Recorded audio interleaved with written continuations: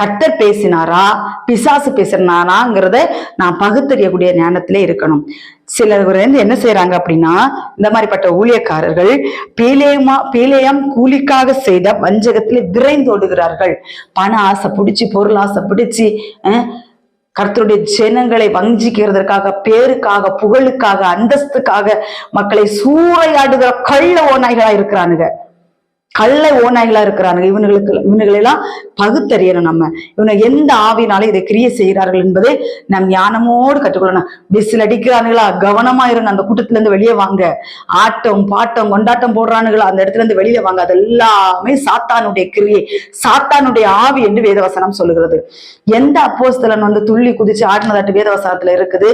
எந்த அப்போஸ்தலன் விசில் அடிச்சாரு? இப்படிலாம் இருக்குதா வேதவசனத்துல? ஒரு அதிகாரம், ஒரு வசனத்தை எடுத்து காட்டுங்க. இப்படிலாம் கர்த்தருடைய வார்த்தை சொல்லவே கிடையாது. இதெல்லாம் மனித ஞானத்தினால் போதிக்கிற பொல்லாத அசுத்தாவினுடைய கிரியைகள் என்று வேதவசனம் சொல்லுகிறது. மத்தேயு